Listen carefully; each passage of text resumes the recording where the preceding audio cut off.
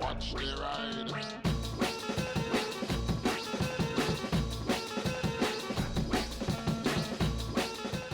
Welcome to the Spice 110 Motorcycle Review Marathon Series. When I review a bike for an extended amount of time, I make several videos. What I'm doing in this series is taking all those videos and putting them back to back so you can watch them in one sitting. If you enjoy the video, hit the like button, subscribe if you are new here, and if you want to help support this channel, please consider supporting me on Patreon, links in the description. Also, if you'd like to see some reviews that don't have multiple videos, just one, check out my Motorcycle Reviews playlist. Enjoy! Hey everybody, it is with thanks to Triumph UK that I have the Triumph Scrambler 1200XC on loan for about 8-10 days, something like that, to make a few different videos and a review on. This was actually delivered to me yesterday, and I used it in my local town, so I wasn't going any faster than 30-40 mile an hour, just for a few little errands. Straight off, the thing that strikes me is that, and I have to put this into perspective because I am 6'4", this kind of feels like a giant supermoto in ways. Alright, I know it's got a 21 inch on the front. Was that a 19 or a 21? I never checked. I was right, it's a 21. So it's more like a dual sport. It's more like a giant dual sport. So if you've been watching my videos for long, you'll probably know that I really like that side of it. But this is where it's a bit interesting. It's a 1200cc. It weighs 230 kilos. Those are two things that supermotos are not. But anyway, let's not get into it too much. Let's get out on the road because well, hopefully the sun will come out, but there should be some beautiful roads we can go through. I'm going to go through some country roads. Might even find the green lane. Maybe. I will also say, this is the, now was it cobalt blue and jet black tank? It's beautiful. I mean, okay, maybe if it was one tone darker on the blue, but it's really nice. I really like this colour scheme. This whole, like, I'll just show you this. This is petrol cap, okay? So you've got like a brushed aluminium-y retainer that just covers a normal cap. Just makes it look really nice. They've got the strap across here. Not sure if that's actually functional. I doubt it, but it looks nice. It looks nice. Anyway, shut up. Let's get going. A couple of things to point out that I noticed straight away. So this is a keyless system on this bike. You know, you can turn the key on or off, but it basically means you can walk up to the bike and just turn it on. On some other models, the way that you put the steering lock on is you pull it over to the side and you press a button that puts the steering lock on. On this one, it appears that the only way to do the steering lock is with this separate, there you go, key slot here, and you just pull it over and put the steering lock on like that. But if it isn't automatic and part of the keyless system and you use a key to do it, and you're going to do it every time you leave your bike anywhere, and the fact that you don't leave the key in the bike in between means I actually think that this keyless system doubles your use of the key. Unlike a normal key where you just put it in, steering lock off, ignition on, then when you get off the bike you do the same return. It's just that as you get on and off the bike. On this, you have to use the key to get on it, and then you have to use the key to get off of it, but then you have to use the key to get back on it again. And it just, I don't know, it just seems like the keyless system's fine, but to not have that as a button doesn't make a huge amount of sense. So as I've mentioned, I am 6'4", so I'm a pretty big chap, and this is a pretty big bike.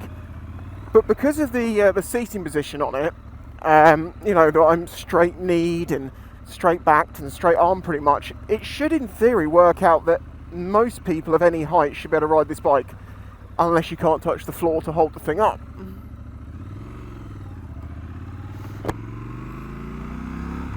So yeah, let's talk about some figures, shall we? 1200cc putting out very nearly 90 brake horsepower, 110 newton meters of torque, so you can tell from that it's going to be a torquey son of a gun, and it truly is.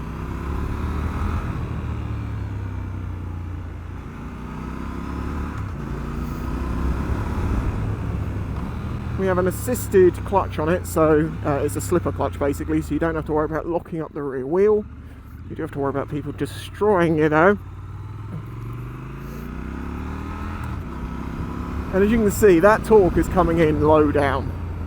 And that's why it kind of feels like a dirt bike, because you don't use a huge amount of the revs, you don't need to.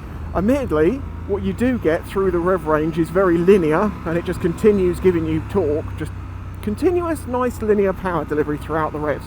So, you know, you don't need to rev the balls out of it, you can just use the lower half of the gearbox, of the revs, get up through the gearbox. Yeah, it's pleasant. It's very, very smooth. Obviously, this bike has got all sorts of different modes and stuff, and I'll get into that in the videos as I have this over the next 8-10 days. Today's video is the first ride. It's an emotional response. How does the bike make me feel? And as I say, I've already ridden this a tiny bit, but on just normal city 30 mile an hour, 40 mile an hour road, so it wasn't quite the same as this. Getting out into the countryside, as I say, maybe near a green lane, depends what sort of condition it's in. It's not that I'm afraid to go up it, because, you know, I've taken many bikes up there, including an XJ6. It's just they didn't cost 13 grand, and that brings me to the price of this bike. It is about 13 grand, depending on how it's spec'd.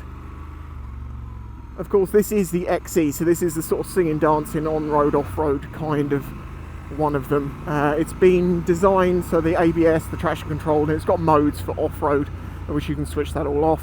You know, it's been designed to use this as an actual off-road bike, so it is like a giant dirt bike. Now, I have seen people, you know, using this off-road, getting it through some turns, popping it over some logs and things, and it's reasonably impressive for such a large bike. As I say, it's 230 kilos, which would be 100 kilos more than my DR.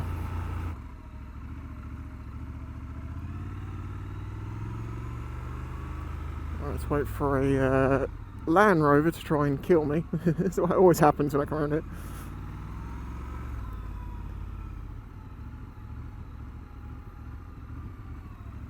I knew that was coming. Oh, really? A gas boiler of all things. I don't think I've ever seen a boiler dumped. Oh, this kind of sucks. It looks very wintry and cold over here. Where I'm from, it's all sunny.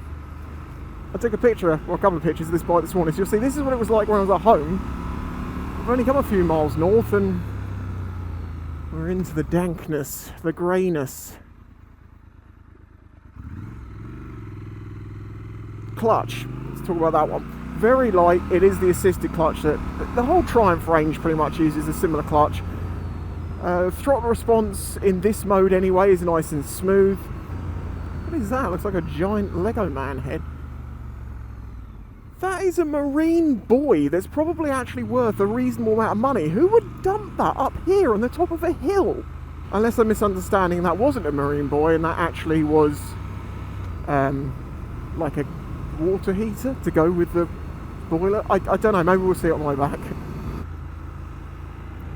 Oh, there we go, the autumny wintry colours.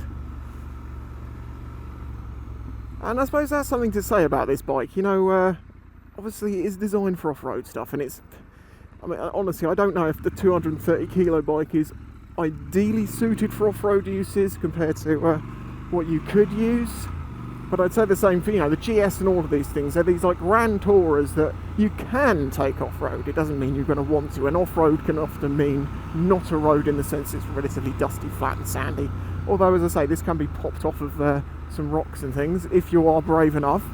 But with that extra intelligence, you know, with off-road in mind, riding this round in the winter on the, you know, on the UK roads, when they are just always wet, covered in diesel, mud and leaves and stuff, it could really actually help you out. I mean, as much as, you know, I'm quite used to riding off-road and I don't feel an absolute need for traction control, the times that I do nearly get caught out always have to be when it's wet, cold, greasy. If only the sun was out. This road looks absolutely mad when it's sunny. Tree tunnels.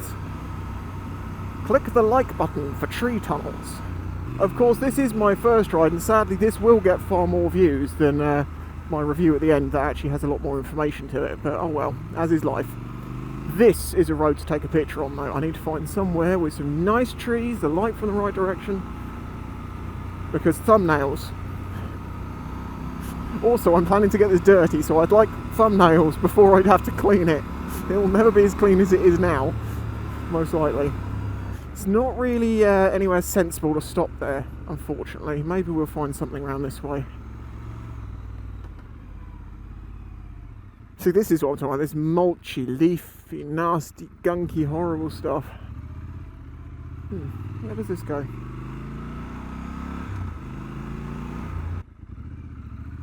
Remember what I said about it not being clean?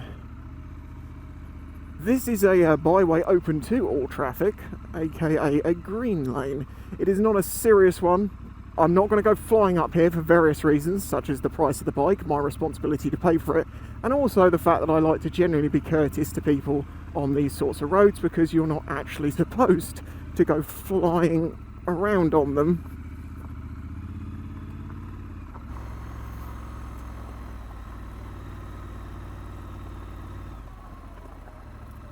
Somewhere here would be a good spot.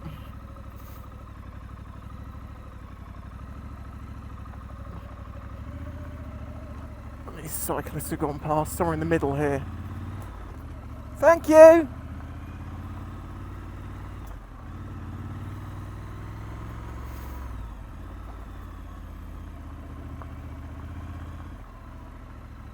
Here? Maybe up there.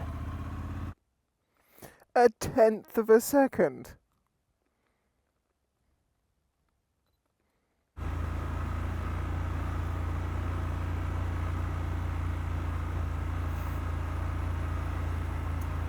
This is just pleasant, really. I say, this doesn't, at this point, when you're not trying to lift the bike, like hold the bike up or anything like that, when you're just going along, you wouldn't know the weight of this thing. It doesn't really feel like it.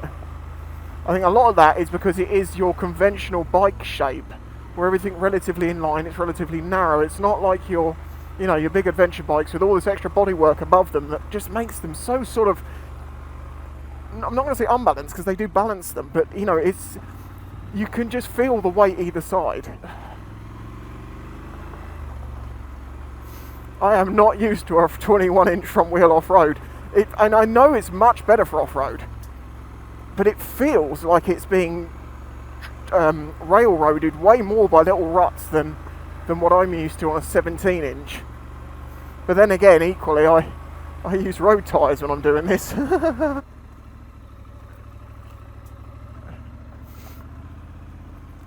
Thank you! Always be nice to the people, especially if they're nice to you, because down green lanes very often they will just hate you for existing.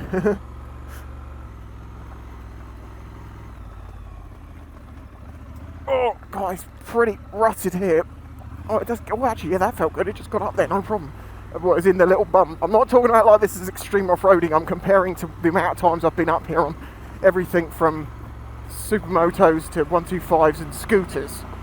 Yes, I've taken a scooter green laning down here, and I don't mean this bit, I mean the more serious bit off the side there. Yeah, I just wanted to try that on like a dirt track.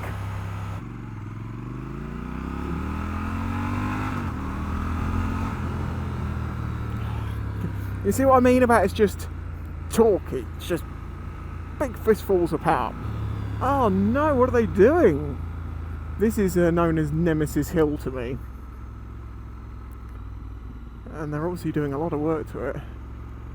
Footpath closed. It ain't just a footpath, it's a byway, or have they ended that one now as well? Though the idea of that being a footpath is kind of funny. It is not a footpath. Motorbikes free. So how do motorcycles leave? Around?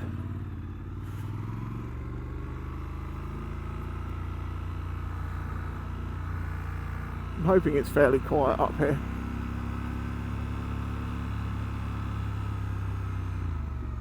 You can see I'm now way up above the trees. I'm on basically one of the highest points around here. If there was ever going to be a giant tsunami, this is where I'd want to be, because the sea is a long way down there. What comes up must go down, and I must go back down the hill. Not necessarily under the power of gravity, but it's fun to do it anyway.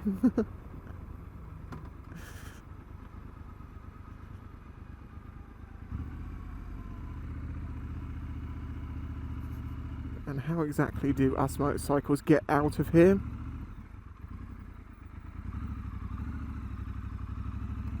So yes, I am really enjoying the Scrambler 1200 XE. It really fits into that sort of old school can do anything bike. Before there was dirt bikes and road bikes, it was just motorcycles and you just did what you did with it. Okay, this obviously isn't that, it's very specialised with lots of tech and gadgets and stuff, but it kind of arcs back to that. It kind of looks like that in a modern style with some classic looks. I really like the look of it. The comfort is really good for my height. The seat is nice and wide, no issues there. Like, it's nice, and I'm really looking forward to my week of exploring on this thing. I wanted to get the off-roading out of the way because I knew I'm not going to want to do anything too extreme. And some people will say, that's not off-roading. Well, no, but it isn't a road.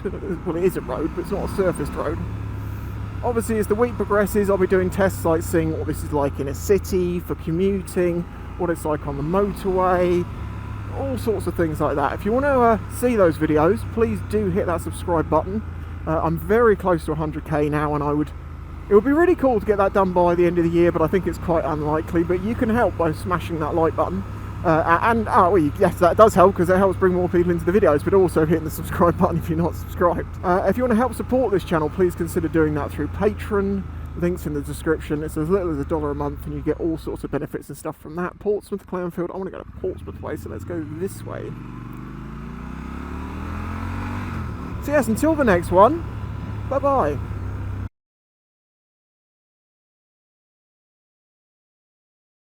Hey everybody, you joined me next to a cabbage field. Okay, that's a lie. I don't know if that's a cabbage field. I don't know what they grow in there, but I do know that I have a Triumph Scrambler 1200 XE on loan from Triumph still. In the last video, which was the first ride, I basically took this down a green lane, just did a bit of a ride around to see how I found it. Nothing too serious as far as the off-road was concerned.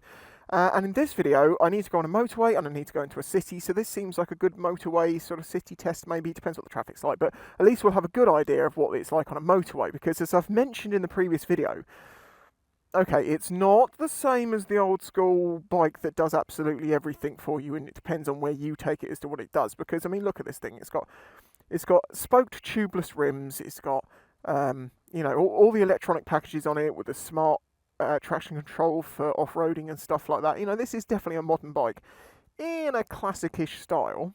But for me, if you've been watching my channel for a long time, you know I've been trying to work out a bike that's like my Supermoto. I have a DRZ 400 SM, and also as good for covering miles as my Yamaha XJ6. I need something that's like a combination of the two, but not so big and heavy that it ruins the Supermoto side of it. And because I'm a big guy at 6'4", this giant bike, which is just a giant dirt bike really, feels much more like the thing that I maybe would have. This doesn't feel anything like a, you know, like a GS 1200 or one of those, or even a V-Strom, or even the Tigers, you know, the big fairinged up bikes.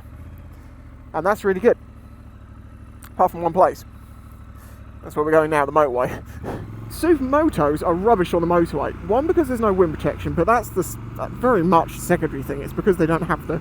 Well, if you have a 400 like mine, it doesn't like motorway speeds. Maybe a KTM 690, something like that. Which the seating position of this and the handlebars actually really kind of reminds me of, in a way. But yeah, this bike's definitely going to do the 70 mile an hour, but I do wonder how bad's the wind going to be. You know, without all the extra fairings that you get like on the Tigers and stuff like that. Am I going the right way? I am.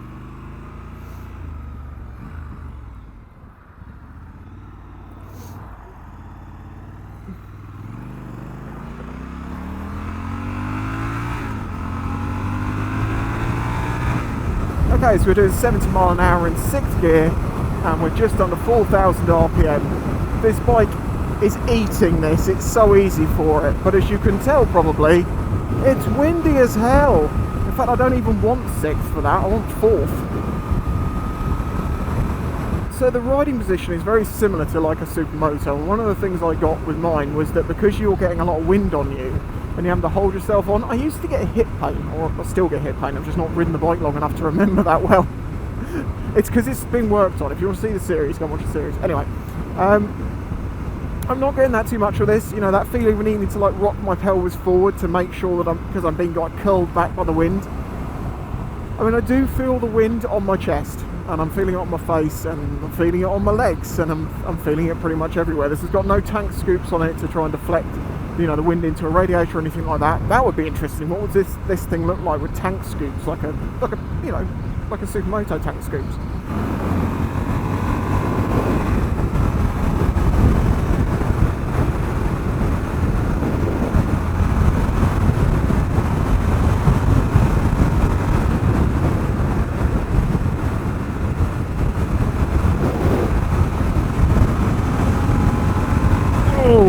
It probably doesn't surprise. Oh my god, I'm going to get off this motorway and we'll keep talking.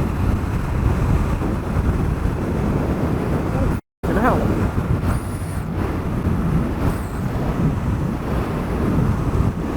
What the hell was that?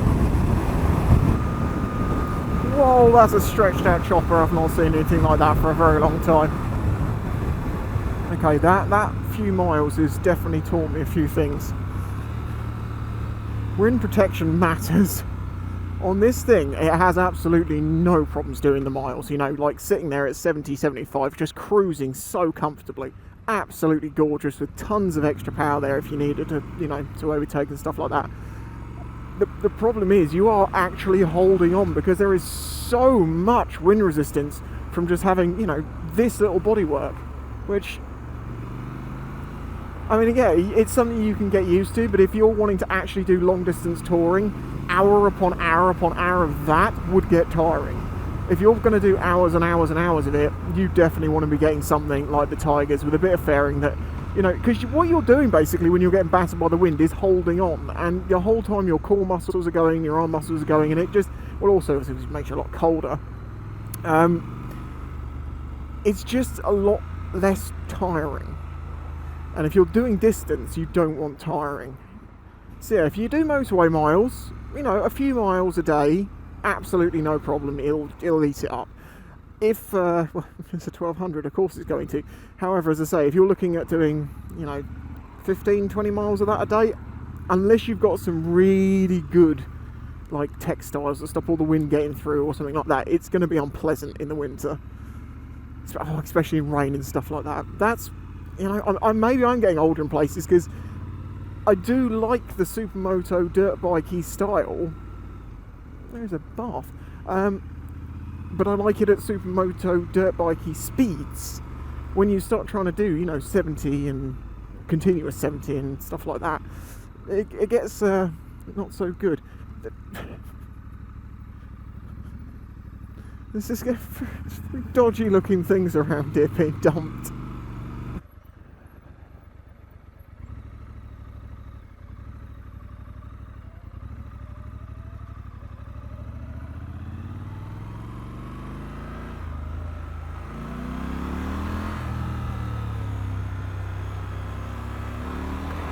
Oh!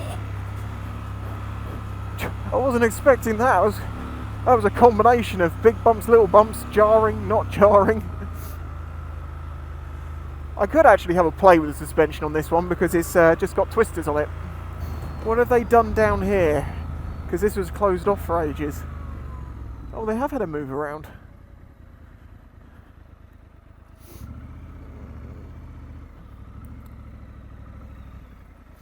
Okay, let's do some slow control.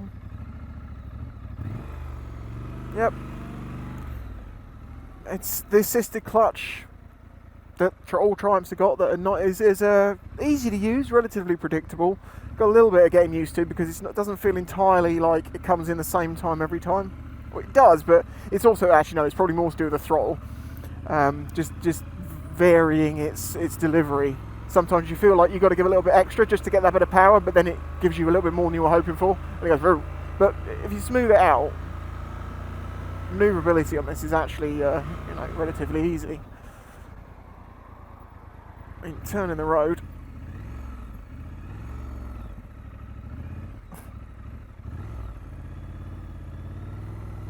You know?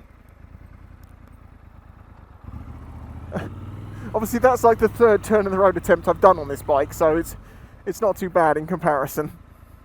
I will say there is quite an amount of heat coming off this bike right now, and the exhaust under my right leg, which I'll get to in the review, because I actually don't think it's an issue at all. But I have, like, with the petrol station, I was like, wow, my leg's warm. Oh, it's sat in the exhaust. So I'm going to use it, you know, more and just find out how often it comes in. But I've not burnt myself or anything like that. And when I was stationary, oh, it's so nice to be warmed up by it. Maybe in the summer I'd be complaining about that, but right now, nah.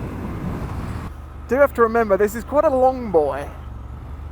It's kind of deceiving the way that the bike looks, because it's in proportions, but it's kind of like scaled up. So you look at it and you think it's one size, but actually when you look how much bike's in front of me and how much bike is behind me. And it's quite a lot there. Can we not put our feet down? Is it possible? Oh, look, I'm not going to touch the throttle, but as I let go of the clutch, is this going to pull away for me? No, I'm not going to do it right now in the middle of traffic, but it feels like it's going to pull away for me. Unfortunately, this is the sort of traffic that I can't actually filter through because there's nowhere to go.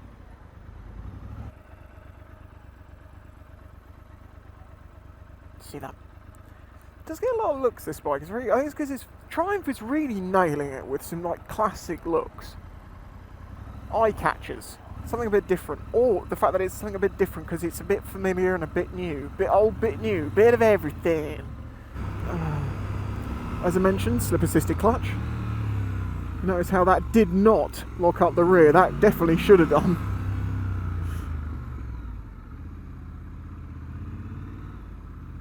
Yeah, I don't know. I don't know if I... Well, yeah, this is... As I say, because it's a thin boy, but it is a long boy, this isn't an issue getting it through here.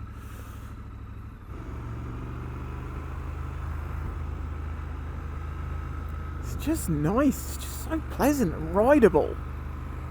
You know, for around town, like compared to a GS or something like that, this is so much better. But then I do wonder at the same time, why have a 1200cc giant bike like this that's capable of doing long miles if really what you're going to do with it is slower speed stuff, because you're just going to get battered by the wind. That's why, I mean, it is very much just, you know, like the Tiger 1200 without the fairing. They're all going to be based around the same sort of thing, but it does make you wonder, like, what was the intention so much? Like, oh, he's looking at trees. I wonder what he was looking at, but he's looking at the trees. You look after those trees, my man. So this is the thing with this thing, it's quite leery. You can chuck it around a bit. Thank you, slipper clutch. That smooths it out so much.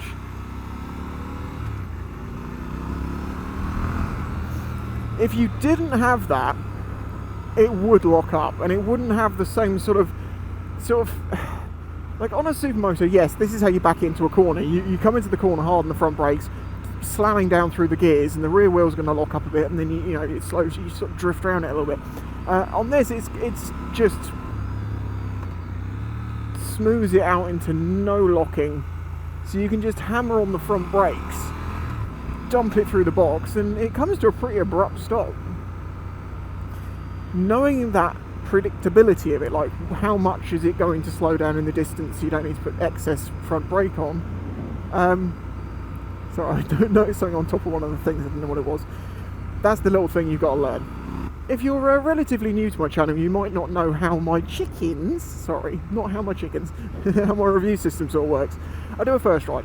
That tells me, you know, the instant emotional reactions of the bike, and it lets me know the sort of things I want to test, which is why this video, my second video, because I've already done the first ride, is testing it on a motorway, because I just wanted to get that out of the way, you know, okay, on a motorway, what's it like? And as I thought, it's good, but it's windy.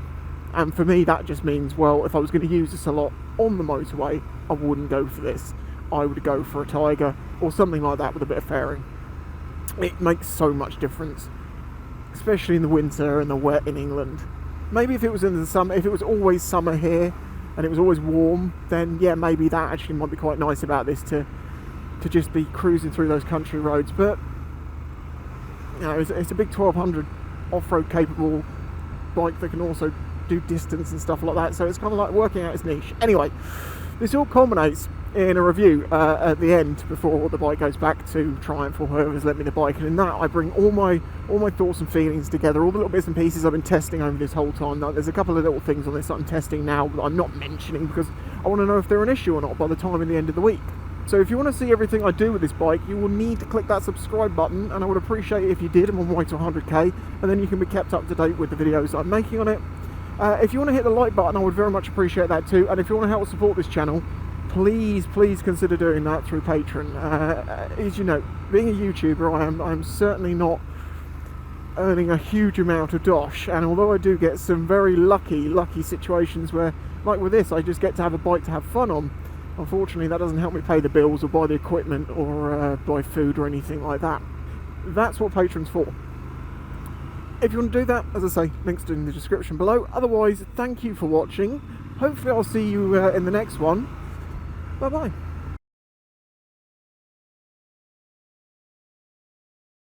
Hey everybody, just look how good that bike looks right now. Yes, thanks to Triumph UK, I've had this Triumph Scrambler 1200 XC on loan for a few days. I've got quite a few more days to come. Today's video is going to be going into some country roads and just sort of seeing what this bike is like to ride in the country road. This is actually the second time I've done this today, I'll be honest with you. I had an audio recorder fail, so rather than me learning as I go through the roads, I can tell you more what it's actually like, because I've actually ridden a decent amount of miles on it today doing exactly this, so I can show you at the same time. Maybe it'll work out being a better video. I hate having to redo things, but the sun, as you can see, is beautiful, and this isn't set to last, and I really wanted to do country roads on dry roads. So what I was trying to work out this morning was kind of, what is this bike all about? What is its strengths? What's it for? To me, it kind of seems like it's a Tiger 1200 without any of the fairings. And that's not necessarily a bad thing at all, because the Tiger 1200 is a very nice bike. But one of the advantages I found over having, not having all that extra bodywork is that the handling on it just feels much smaller bike-like. Like, it is a 230 kilo bike, no question about it, But it doesn't mean that it feels horrible. Look, just...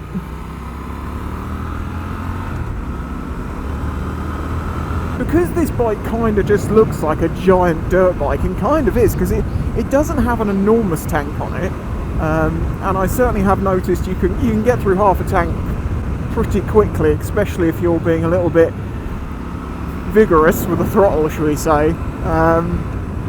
But it says I'm getting about 51 miles to the gallon, which is perfectly in line with virtually everything I seem to ride lately. This always seems to work out that way. Because it doesn't have the fairing like the Tiger, it seems like, well, this maybe isn't aimed as an adventure bike, even though physically it's capable of doing it. So it's kind of like a naked tourer in some ways, and in other ways it's like a whacking great big dirt bike, and I've seen people doing some pretty damned impressive stuff on something that weighs 230 kilos. But anyway, that's not the point. My point was, what's it like to ride in the corners? And the surprising thing is, even with a 21-inch wheel, it doesn't feel particularly heavy, it's manoeuvrable, it's got great grunt, and the assisted clutch is absolutely awesome, because you can just dump it down through the gears as you come into a corner. It's not going to lock the rear wheel, and it really does smooth things out. It's fantastic. And that's what I discovered this morning. I mean, maybe I'm actually enjoying this a little bit more now because I'm a bit more used to it. I had to learn this morning, and now I know how it feels. There's a little bit more traffic around now, unfortunately, so I have to be a bit careful. But, this doesn't... It really doesn't feel like a big bike like it is. And as I've said before in previous videos, it is a long boy. It's a pretty long bike, and with a 21-inch front wheel, you can just... it's not going to lock.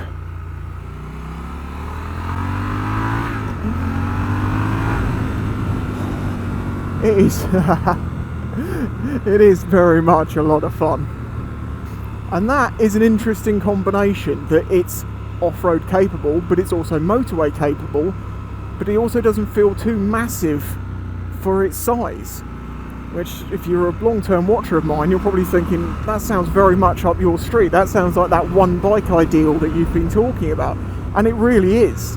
The only thing that I'm not so sure about is how well this Insta360 camera is doing. I've just noticed I was sideways then.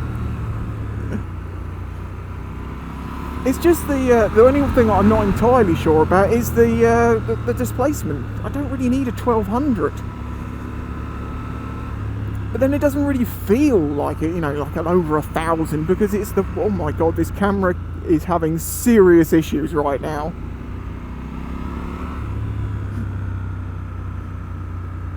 I think I'm going to pull over here for a second. Okay, I've just reset the gyros on that. Hopefully it's okay. If it's not, it'll be just with this camera. I'm sorry. I currently have this in road mode, which is like one below sports mode. The reason why I've got it in this mode is because in sports mode, it's a little snappier in its throttle and stuff, which is something that some people might actually want. But for me, I prefer the slightly, not dulled, but just softened throttle response of the road mode.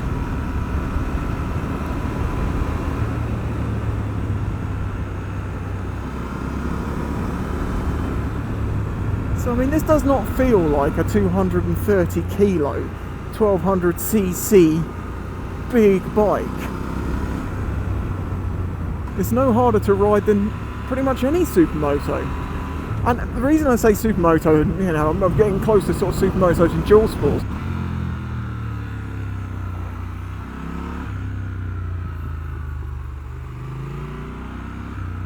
Well, I'm now blind. The reason I'm making comparisons with sort of, you know, supermotos and dual sports is because it's very much like an oversized one, and it rides like one, and it feels like one. But the big advantage it has over a lot of the other ones, you know, that normally have smaller engines, is it can really do miles. See, this is what I'm talking about with peaked helmets. Can you see how I've got a shadow over my eyes using the peak? People tell me that they're absolutely useless and shouldn't use them on the road, and I should get rid of such a stupid looking helmet. Well, it has benefits, my friends. It has benefits. Yeah, there's that slipper clutch again.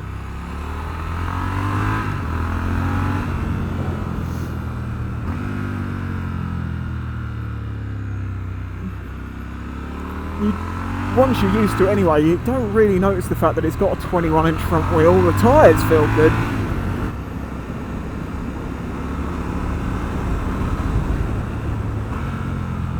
It can go off-road. It's very comfortable on a motorway, apart from the wind. And in the country roads, it's actually a good laugh.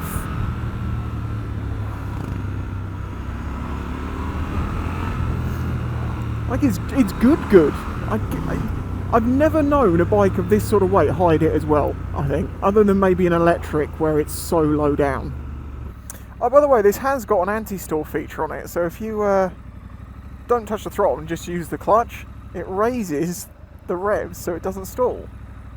I don't know how good it's actually at doing that. Oh my god, the bike's pulling away on its own.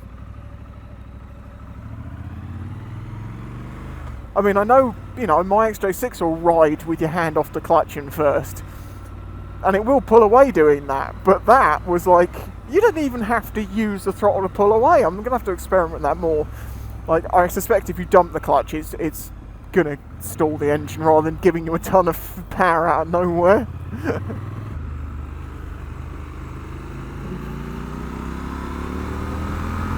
Oh, it's great. As you get around the corner, you can really sort of feel the back end of the bike just plumb. That tyre is stuck there, and the front turns, and you can really feel it sort of pulling around.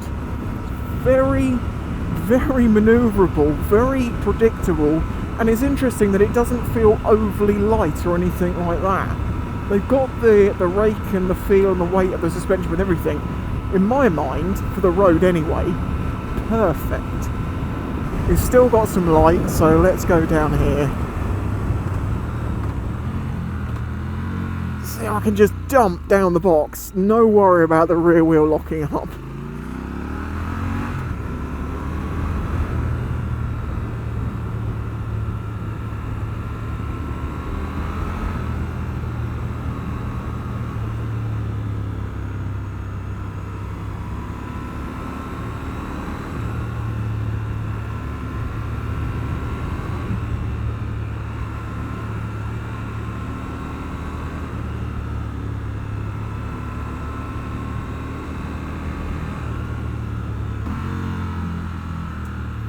I also find myself blip shifting, which is absolutely unnecessary with this sort of clutch, but it does still seem to feel better.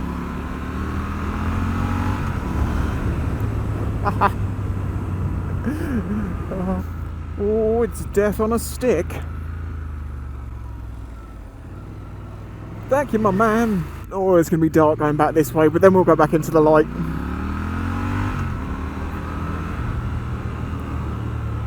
But can you see what I mean about how sort of just effortless and light this bike is to ride? I'm not riding it like it's a big old bike with loads of weight around it. It's fun. It's good. It's scary because I really want one. Well, I don't know. As I say, it's a 1200. It might still be a bit big for me, but it gives me hope that there is a one bike solution.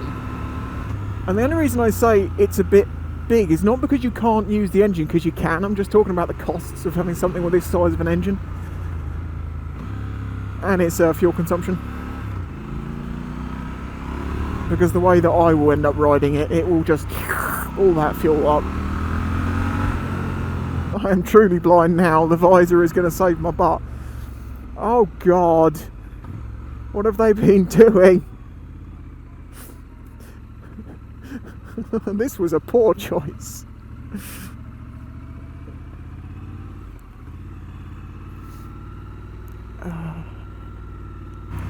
This is the thing, this bike is arcing back to the bikes of yesteryear that were just bikes that you did pretty much anything you wanted with.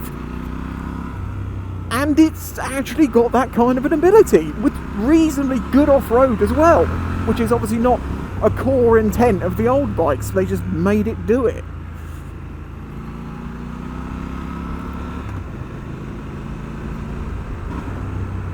And of course, it's no surprise that it does not care for hills. Goodbye, hill. Okay, well, hopefully I've shown and covered what I kind of learned from this morning and what I wanted to get across, which was I was trying to work out where this bike is in the market. Is it like an adventure bike? Well, yes, in ways, but in other ways it's not, because it hasn't got the fairing and the wind is going to be a bit much.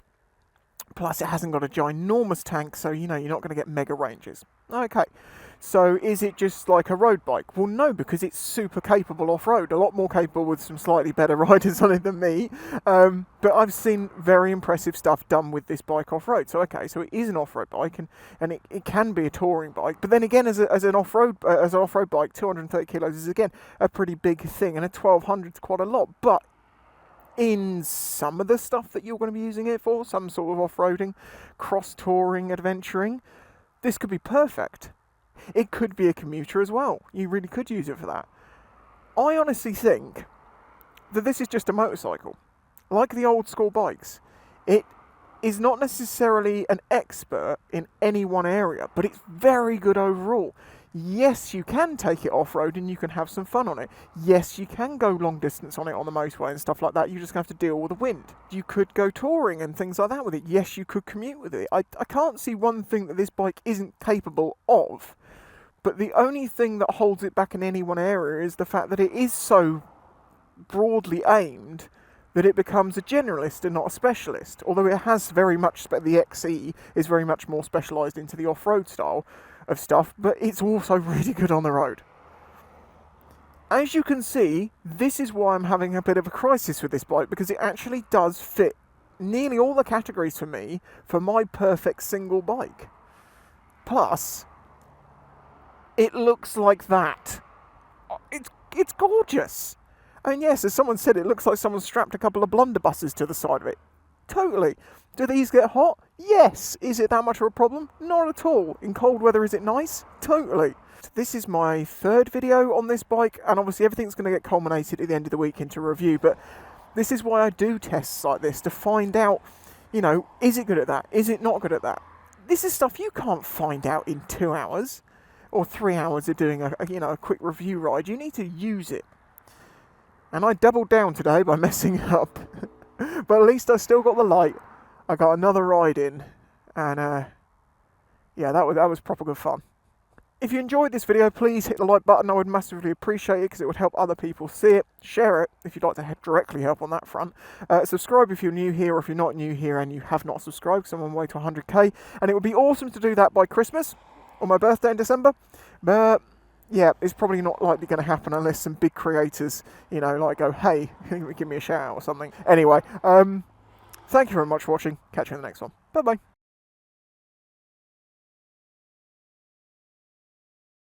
Hey everybody, it is with thanks to Triumph UK themselves that I've had this Triumph Scrambler 1200 XE on loan for about 8 days. I've actually got a couple of days left with it before I do the review, and as you may know if you watch my channel regularly, the way I review bikes is I do a first ride, I do a few intermediate videos looking at different aspects of the bike, and then I sort of culminate it at the end in a full review.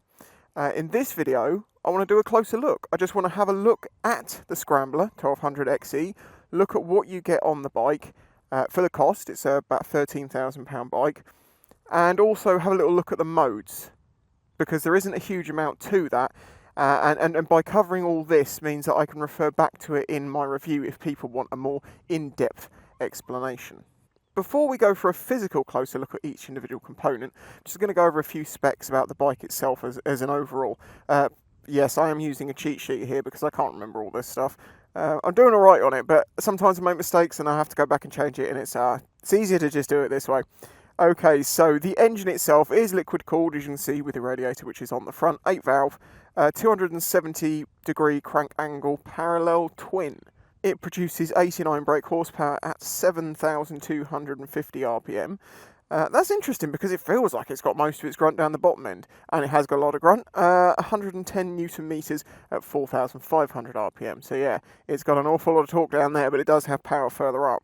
Of course, as I've mentioned, it has got the wet plate assisted clutch, which basically means that it is both easy to pull on and use, but also it will slip a little bit when you dump down the box, so you don't get rear wheel chatter and lock up and stuff like that.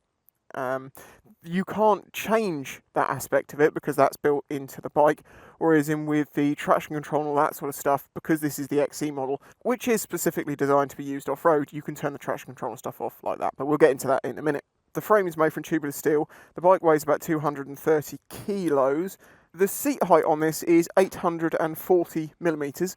I am 6'4", and for me, this bike is just grand. For Reno, this bike is huge, it's like an elephant. Fuel tank is 16 litres, and I've been getting about 50 miles to the gallon on this on average. I found that you do feel yourself needing to like half fill up the tank, because you used half a tank of fuel yesterday and you're like, that wasn't that long a ride. If I go on that again, I'm going to run out. I'll top it up.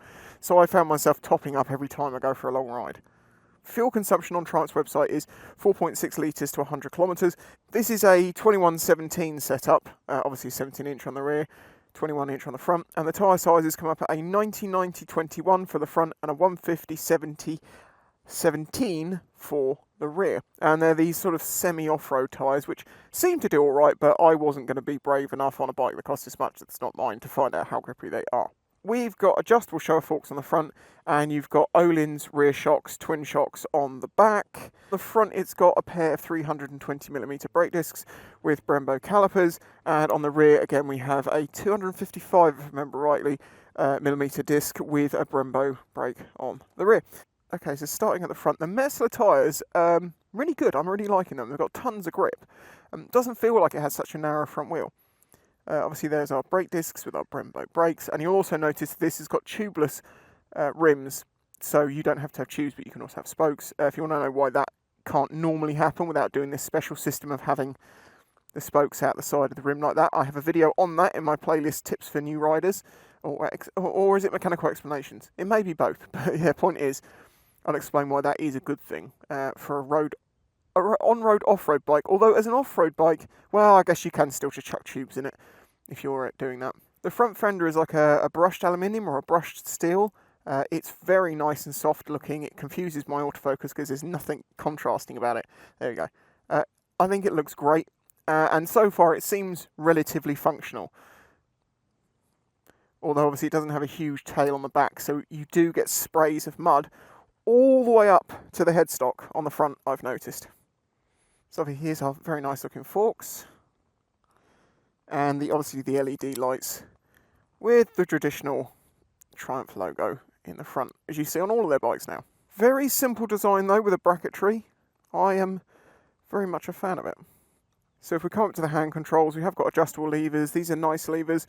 The standard Triumph switchgear, this is all illuminated at night, which I think is a thing that all bikes should do. It's so good to be able to see all your controls, but obviously with this many controls on it, you're really going to need to be able to see what you're doing at night. So there's your adjusters for the front forks. And here is the steering lock, and as I've mentioned on this bike before, it is a keyless system, but the steering lock is done manually. So whereas on a bike normally, you put the key in, unlock the steering lock, turn on ignition, leave it in the bike, and then when you get off, you take it off, and I described it as this is getting on and off the bike. With this, you have to get the key out of your pocket, make sure that it's switched on, because you can switch it off, which is a fantastic feature for security. Then you have to unlock it. Then obviously you're not going to want to leave it in there really, so you put it back in your pocket. And then when you want to go again, you have to put it back in the bike to then lock it up, to then take it back out of the bike and put it back in your pocket. This keyless system with this here, and if you want to use it every single time you use the bike, which you're probably going to want to because the insurance requires you to do it if you mention you have it, or well, the bike has it fitted. If you have to do it every single time, you double your use of the key compared to a key, which really defeats the point of a keyless system. On the Tigers and stuff like that, it's got a button to electronically put that on. I can totally understand why this hasn't got it, because there just isn't the space around the headstock to have an automatic system where it needs to lock. So I would have just done away with the keyless system entirely and just had a key. This is an old school sort of bike. They're trying to make it look that way with, like this strap band across the middle of the tank. And also like this petrol cap, which actually just hides a modern plastic one. I believe they do the Scrambler in 3 colours. Black, this one, which is cobalt blue, and jet black, and another one. This tank colour, to me, this is the best looking one. That blue, black and gold with the brushed aluminium is lovely, and they've continued that accenting through the handguards. These are actually reasonably strong. It's all metal. This is one of the things about you have wind deflexes and you have handguards. These have actually got metal arms, and that looks metal as well. I don't know how much force it will actually take, but at least there is a decent amount of rigidity there, whereas in a lot of these on bikes are just wind deflectors that if you drop the bike, they're just going to shatter. That might actually save your levers, though this might cost more than a lever. So you've got lots of adjustment on the front brake lever, and it is obviously a Brembo master cylinder. Turn the bike on here with this, and because I've got the key in my pocket, it's going to do it right. I just had to switch the key back on and off. So if we turn that on again, here you go, this is how it starts up. And one of the nice things on this bike is it's got analog digital clocks that I've not really seen before. Hold on, let me just put it into neutral. You can see that's where the neutral light is. Oh, you have to hold the clutch in on this, hold on.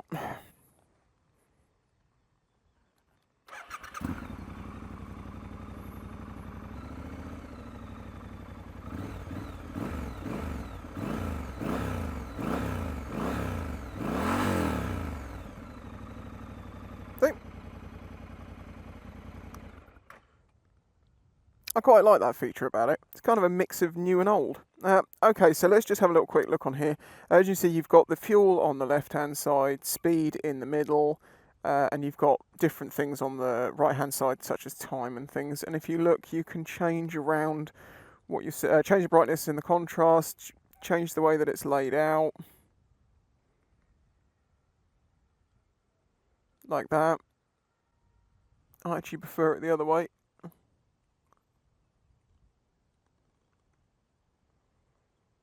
If you look on the right hand side there, you can also change displaying, see when the next service interval's due, what the temperature's like. Okay, there's only 2 things there. I thought there was more than that. There you go. It's basically you can kind of change the way it looks, change the layout a little bit, and just change what information you have on here. But it's enough. It's not too much. It's enough. It's glanceable. I like it. Okay, so by pressing the mode button, we bring up the mode options on this side here. As you can see, it tells you what each parameter is with that. So you see we've got Sport, Off-Road, Off-Road Pro, where traction control and ABS is off, and it's got the map of Off-Road. Rider, which I think you can customise. Rain, obviously for rain. Road and Sport. In Sport, it makes it quite a lot more snappier than it is in road mode, and actually I prefer it in the road mode with just a softer power delivery. It's not slow, it's not weak, it just doesn't have the same snap, and that makes it a little bit more controllable and a little bit more predictable and more comfortable in corners. And of course it's got a fly-by-wire throttle. The mirrors, as you can see, they're quite small and round and And they're not amazing, okay? But that's kind of a byproduct of what they look like. I find that mirrors on motorcycles, the better they look, the worse they work. And if you want something to work really well, you need a big square cart mirror up here. I think they know most people are taking these off of this bike, probably because they want to go back to more of a classic look. Okay, so let's get to the exhaust. Obviously this is a parallel twin, so you've got one port over that side and one exhaust port here. They come together and they go right underneath your right leg with just this cover over it and go out the back like a couple of blunderbusses. Obviously it's a very classic look of the Scrambler, a quintessential part of its looks, I would say. Now obviously this exhaust does get very warm, but it isn't like burning warm. But I have seen some owners sort of, moaning and saying, how can I reduce the temperature from the exhaust on my leg? I didn't think it was that bad, but then I kind of like it's part of the bike. You get a slightly warm right leg because that's the sort of machine you're riding. I really like the design they've put into this. You see, every little gap has got a nice little thing to smooth it out and cover anything that looks a bit too modern. So you've got these little aluminium plates. Of course, the chain is on the right-hand side, which is backwards to normal. And we've got like a brushed aluminium cover over the front sprocket and the classic Triumph sort of heart-shaped engine. More little bits of bracketry under here and a belly pan. Appears to be made out of alloy. Not the most beefiest thing in the world, but it does cover both sides of the frame. I'm sure it will do its job good enough. If you're going to do some extreme stuff where you're actually going to pivot the bike on this, well then you might buy something a bit more beefy. Talking of off-road, the rear brake has got a very nice pedal to it, big bear cage style with spiky bits in it. Why is it spiky underneath? Can you flip it upside down? Or is that just part of the process of making it? Don't get why it's spiky underneath. Then the foot pegs aren't quite sharp in the moulding, but they do have rubber inserts for vibration reduction. But it would appear that, yeah, you can get those out, so you can go just straight down to those. Although if you're doing proper off-roading, you might want something slightly more aggressive than those points. Not sure. The rear pillion pegs are everything they need to be, and nothing more. Although I will note, are they actually bolted on? Oh, they are bolted into the frame post to part of the frame. That's good. So if these were to get bent or broken, you should be able to replace them. But that being connected that centrally to the frame's an interesting choice. Apparently it's 250mm of rear tyre travel. That's working on these Öhlins shocks with their adjusters on the top here. And as I mentioned, this is the twin setup, so you have one on each side. Looking from the other side, you see the brakes, and again that shock on the other side. Coming across to more bits of the engine covers, nice little bits of fairing, and just final details. Side stand is very springy. Once it's forward, it definitely wants to stay there. But it is very thin and only has a small foot on it. I don't know what the tail tidy options are. If you want to shorten that down, make it not stick out quite as far, because that's the European regulations, unfortunately. The rear plate has to be a certain height above and beyond the rear tyre. But MOT doesn't require it, so you can chop that or get something shorter and get it up here somewhere. Although you can obviously need a reasonable angle on it with the amount of rear tyre travel this gets. Oh, again, of course, we should mention here that the rear fender is again the same sort of brushed aluminium. I realise there's one thing I didn't do. I didn't look under the seat, so let's quickly do that. I can't imagine there's going to be much. No, there's not. What's in here? Oh, I think this is this for your phone? Yeah, you got a little padded box with a USB charger, so you can charge your phone on the go. Go back in there, please, for the love of God, go back in there. There we go. Nothing else to mention under there. No form of a toolkit whatsoever, but I guess they work on the assumption you're going to take something that's actually useful rather than the rubbish little kits they chuck on bikes. From the perspective of a closer look, fit and finish, and seeing what's on the bike, I think that pretty much covers it quite nicely. It is a quality looking bike. Sure, the parts on it, like these brushed aluminium parts and stuff, they look like old school brushed aluminium. They're not the same quality because that quality is handmade up here and it's different. I mean, I'm talking about a long time ago. But they have given it the look, but with the manufacturing abilities of today. It's pretty nice. I like the fact that the brushed aluminium, for instance, isn't too perfectly brushed. It almost looks like it's been hand brushed. And it might have been. because I can see some slight differences in the angle where you'd pull it down the wheel. So, you know, little finishing things like that can make something look unique.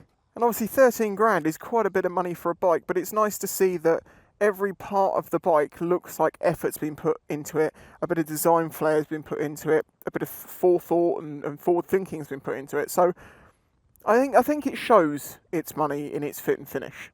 I hope you did enjoy this video, and if you did, please hit that like button. I would very much appreciate it. Subscribe to the channel so you can see, you know, my first ride and all the bits and pieces that I've done on this bike, and then obviously the culmination of the review at the end. I have made some realisations about this bike. I've made some realisations about me and what bikes I might want in the future and things like that.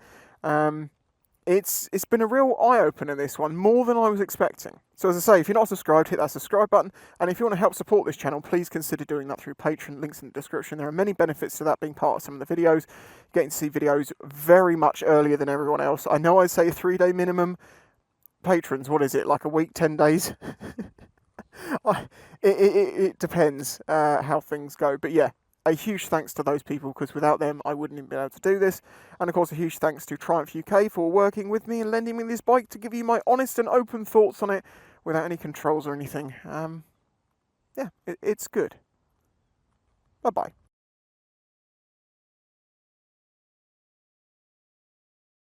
Hey everybody, thanks to Triumph UK themselves. I've had the Scrambler 1200 XE on loan for the past 8-10 days roughly, and now it's time to give you my review.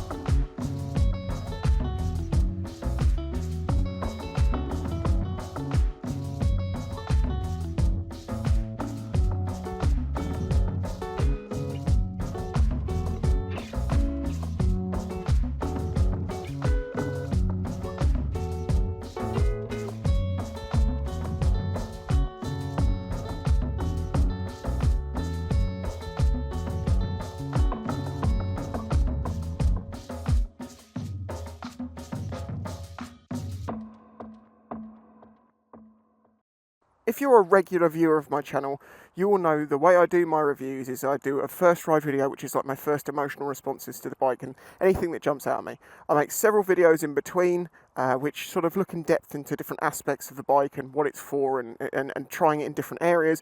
And then the review is like the culmination of all of that. So I can make the review a bit shorter, but if you want to know more about any in-depth part, you can go off to a video and see that. Now, the reason I bring this up is I want to keep this review relatively simple. It is capable of everything, as they say, a jack of all trades. Now they do say jack of all trades, master of none, but if you know the full saying, it's jack of all trades, master of none, but oftentimes better than a master of one. This bike is honestly brilliant, and I love it, and I wish I didn't have to send it back, because this is the closest thing I've found myself to a combination of my two bikes put together. I have a DRZ 400 SM and an X86. One is a Supermoto for fun, the other is a 600cc and 9.4 for getting miles done on. This is kind of like a culmination of both, like many adventure bikes would be, but the difference is this isn't nearly as big as some of the big adventure bikes like the Tigers and stuff like that. Really enjoy those for the exact same reasons, but this is leaning more towards the smaller Supermoto side. Obviously, 21-inch front wheel is not a Supermoto, it needs a 17 in the front, but that's not the point. This is more of an enduro. You see what I mean? It kind of sits very much in the middle. The XE, of course, is the one that is aimed for off-road use the most. You've got different modes in there. You've got off-road mode and off-road pro, where you can turn off all the traction control and ABS, which is obviously something you're going to need, but it does have some help in there in the standard off-road mode. There's a wet mode, you know, rain mode, and then there's a sports mode and a road mode. And all I'm going to tell you about those is this. Off-road stuff, yeah, it turns off the, it turns off the traction control and the ABS, and that's exactly what you're going to want, so fantastic. And for the road modes, it basically comes down to those three. Wet, for when it's wet, just, more traction control, and a little bit reduced on the throttle map, Then there's the road mode, which is the best one in my opinion. It sits right in the middle. It's really nice to ride with. I'll talk about that more when I get out on the road in a minute. But then you also have the sports mode, and all that seems to do is just make the throttle a little bit more snappy, just a bit more like a lighter dirt bike with a bit more snap off the throttle. I actually prefer it in the road mode because with the extra weight of this bike, with the wheel, the size of the wheel, it just seems like the power delivery in road mode is far better for exiting corners and just riding, spiritedly. I've done a video called A Closer Look where I go up to the bike and I actually show you all its sort of fixtures and fittings more close up and spend a lot more time talking about the bits and pieces. But as an overview, we have Showa front suspension, Öhlins adjustable rear suspension, I should say the front's adjustable as well, 320mm Brembo double discs on the front, 255mm Brembo on the rear, but you'll also notice that the chain is on the right hand side of the bike, which is a little bit unusual. 21-inch front wheel, which is a 90/90/21, and the rear, because I can't remember, it's 160/70/17. And this is on tubeless spoked rims. LED lights, a blunderbuss for an exhaust system, a nice, big, thick, wide, comfy seat, some absolutely beautiful blue paint. That's the blue and black, which I think looks fantastic. And that's kind of it. It is a simple bike. But in its simplicity, as I say, it hits so many of the points that I love about motorcycles. Okay, I'm going to quickly show you the controls and then we're going to get out on the road because that's what this bike is about. Okay, first thing to point out, and I've mentioned this in my other videos, is the fact that this has a keyless system. I will also note that if your Triumph key won't pop up like that, just check, if you push it back a little bit more, there is a roll pin here that holds the key into the housing. If that slips out slightly, it stops it from coming out smoothly, which makes it very annoying to get out.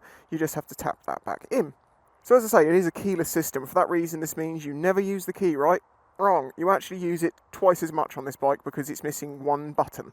On the other Triumphs, like the Tigers and things like that, when you put the steering lock on, you just pull the steering to the side and you have a button up here that you press. And that puts it on. On this bike, because of the design of it, because they can't get all the motors or the actuators or whatever in there to, get it on there, it doesn't have that. It has a manual steering lock, which is fine, okay? But if you think about this logically, if this was just a key that turned the ignition on, you'd put that in there, unlock the steering lock, turn the bike on, and then when you get back off of it, you naturally do the same thing. With the keyless system, and as I say, obviously this is supposed to be a keyless system, you want this in your pocket, you have to unlock the steering lock, put the key in your pocket, then when you want to get off the bike, you have to get the key back out of your pocket to put the steering lock back on for when you leave the bike. So as I say, rather than just touching this once to get off or on like this, you're doubling up. Very small point, but actually leads to be quite annoying because you actually do need to have that on for insurance purposes. And of course, yes, you could leave the key in there the whole time, so it acted just like a normal key, but then I'd be like, well, what's the point of having a keyless system if you're going to have the key in there anyway? And it also sits up a bit too high to be in front of the clock, so it's a bit annoying. So, yeah, a little gripe there, but otherwise, that's pretty much the only con I have about this bike. All of its other, sort of pros and cons come and go with the fact that it is just an all-rounder. Sure, it's only got a small tank, 16 litres, but at 50 miles a gallon on this bike I've noticed that I'm wanting to fill it up half a tank every time I'm riding it, so you do have to fill it up quite a lot, and if you were going on a long distance journey, well then that's going to be a bit prohibitive. But the pro to that is that when you go off-road, you don't have to deal with all that weight up the top, and that's one of the things that makes this bike feel and ride like a much smaller bike, while equally being very capable of doing most of the other things that you can do on the other types of adventure bikes. Apart from, again, then you have to point out the fact that there is no wind protection on this. But then again, because of that, there is no wind protection on this. And it's lighter, and you can use it more like a dirt bike, like it's intended. As you can see, I'm just going to keep going round into an Ouroboros circle of it is what it is because it is. It's just a motorcycle. So as the name Triumph Scrambler 1200 gives away, this is indeed a 1200cc bike, producing around 90 brake horsepower at 7,500 RPM and about 110 newton meters of torque at about 4,500 RPM. I do like that feature, look, it goes red. Not the loudest bike in the world for a 1200 if I'm honest, but if you had a different exhaust on it, my god, it would probably be very loud. This bike has got a 6-speed gearbox, and it's not quick shift or anything like that. and it's absolutely lovely. Not too much travel, not too little travel on the clicks, very, very smooth in between. It's just good, and that's kind of one of my points I'm going to make about this bike overall, which is just, as I've said already, it's just good. It's not absolutely like crazily good in any one area, but it's just good all round and a lot of fun. Automatically cancelling indicators, of course, this is a Triumph, and they are quite handy. Okay, as for comfort and ergonomics, I am 6'4", and this bike is absolutely perfect for me. Very upright seating position, perfectly placed out arms, plenty of leg room, although it does mean that my leg sits probably further forward onto the exhaust than most people's. I think you can pretty much ride this at any height as long as you can get your feet on the ground. That's what I'm trying to say there. When you sit in that sort of chair position, anyone can do that. You just have to get your feet on the ground. That's the one important bit. As I say, this is a 1200cc, 230 kilo bike, and you can ride it around like it's a little 125, really. Even with a 21-inch front wheel on it. Like, it's fantastically good with that. I would be very much interested to see what this would be like with a, with a set of 17s on it. But then again, why are you putting a set of 17s on something that isn't a supermoto? I mean, it is like an enduro, but it's also like a road bike and a lot of other things. It's a bit of everything. The throttle response on this is, of course, because it is a ride-by-wire throttle, it's adjustable.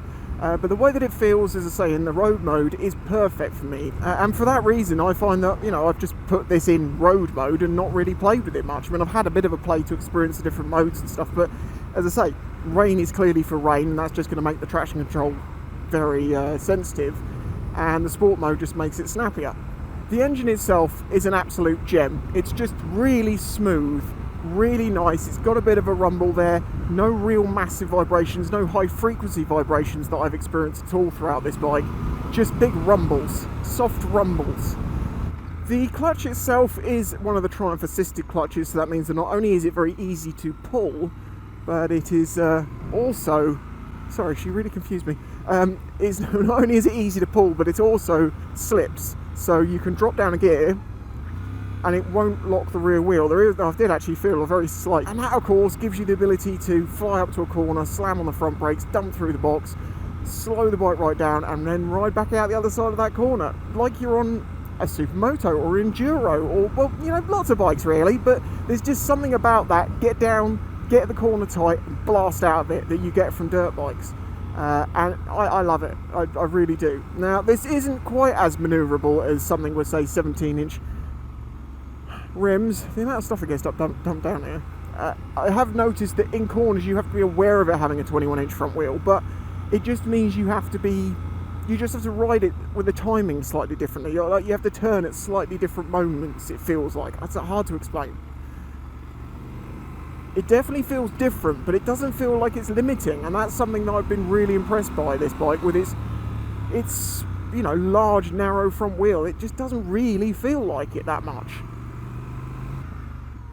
This also has anti-stall, so you can just let the clutch out, no throttle, and it's going to stop you from stalling, and just rolls it along on its own. And that has thrown me in the past, thinking that the throttle coming on was a bit odd. It was a bit unpredictable, and that's because I hadn't fully let the clutch out and it hadn't given me all the throttle response, or at least stopped trying to anti-stall. Let's have a little look at the brakes themselves, shall we? As I say, 320mm Brembos on the front. They are great, but I have noticed that the time that my brain thought it would take for this bike to stop is actually a little bit less than it does. There's a little bit of carry-on. Rear brake alone, this is with obviously with ABS on. Yeah, see, that's clicking away. Let's try and use a combination of both. Oh, anti-stall didn't save me there. I was in second. But that's a full-on emergency stop. Yeah, I mean, it will stop you, but there is a little bit more time than you may have expected. Or at least I found that. Probably to do with the leverage of a 21-inch front wheel on those discs. Oh, cabs. Something manual disabled. The answer to anything like that on a bike like this is switch it off and switch it back on again. There we go.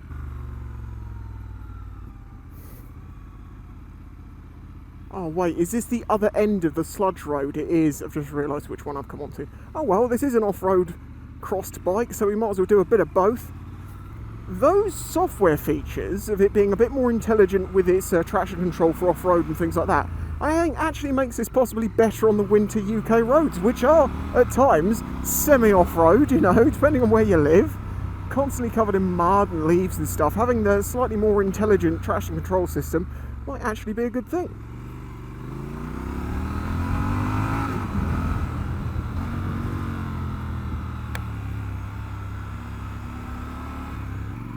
Goats! I don't think I've ever seen a flock of goats over here.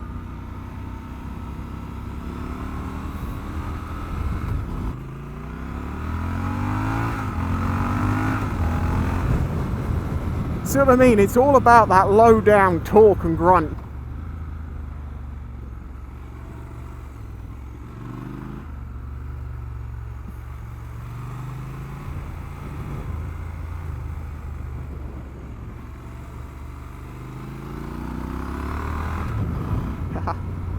As I say, when you come through the corners, you do have to be aware you're on a 21-inch front wheel. It takes a slightly different line, but it doesn't feel any less tight necessarily. You just have to get used to it. This is where this bike is good. Get it in third. Don't have to use the gears much. The gearbox is quite long, but it's got a ton of torque, so it's absolutely fine. It doesn't feel too long, although you can adjust that with the gearing, obviously. But country roads like this, 60 mile an hour, national speed limits, well, as you all know, I'm biased on this. This is my favourite type of riding. This is proper fun.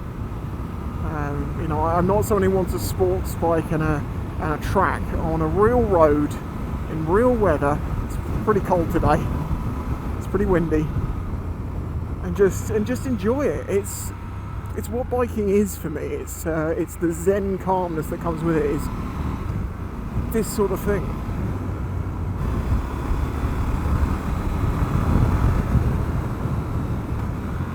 There's that slipper clutch.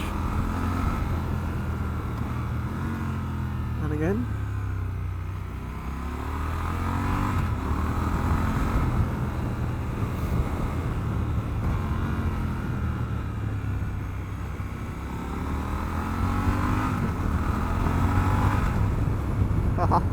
It just hits my motorcycling buttons perfectly, but it's also capable of doing everything that I need a bike to do. So I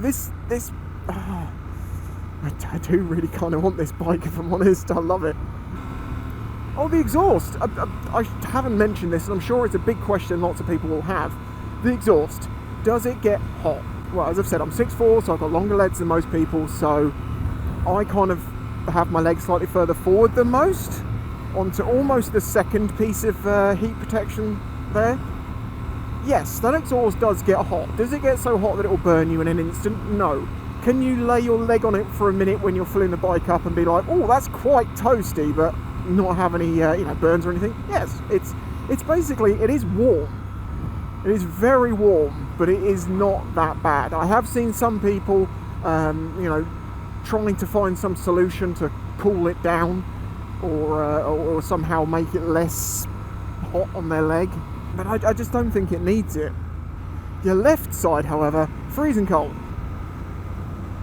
See, look, I'm just in third here, 40 mile an hour, and that's only a small amount of throttle. If I was a little bit more aggressive, well, so I'm going back the way I came because I love this road. As I mentioned earlier, the seat is very big and squidgy and comfortable, and there is plenty of real estate on it for two up. The pegs, the pillion pegs are, they're reasonable, and you've got a grab rail going on back there.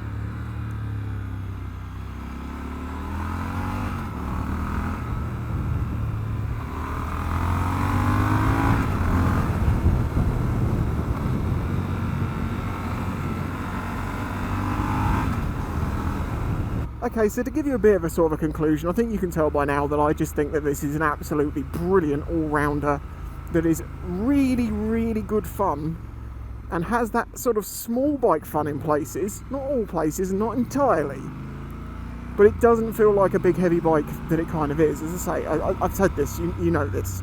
It also looks absolutely absolutely fantastic in my opinion. I love the look of this bike. It is that perfect mix of classic and modern, and none of it's too sort of chintzy or try-harding.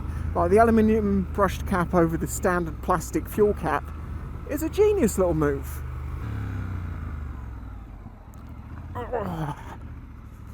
Oh, is this the remnants of the gravel pile? I think it is. This is the closest thing I've found to my one bike solution to date. I have ridden so many different bikes, and if someone said to me, you can't have those two, you've got to have one, so far, it's this one. It's not too big, it's not too small, you can go off-road, you can go on-road, you can do the miles if it needs to, but it's not ideal at it, but that's fine because I don't want to do that so much. It's just, and it looks, and I love it. Thank you to Triumph for lending me this bike. No, actually, Triumph, why did you lend me this bike? Now I want one. But seriously, thank you, Triumph, for lending me this bike. I very much look forward to trying some of the other Scramblers. I'm going to continue to try and get bikes from Triumph over the winter, but I don't know exactly how that's going to work out because, you know, they don't always have, they sort of move on demo bikes over the winter in most companies and things calm down and settle down. But I'll do my best because, well, I still need to do my job. If you've enjoyed this video and the series of videos I've done on this bike, then please do hit that like button. I would very much appreciate it. Subscribe if you are new here. I'm on my way to 100k and I'm getting really close now, and it'd be cool if we could get that by the end of the year, but I feel it's probably unlikely. But, you know, every single one that helps out with that one is one step closer to getting it done. Also, if you want to help support this channel, and maybe I can have the prospects of looking to buy one of these in the long distant future, consider joining my Patreon. Links in the description.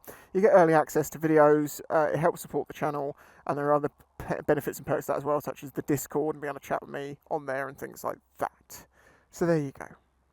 Bye bye.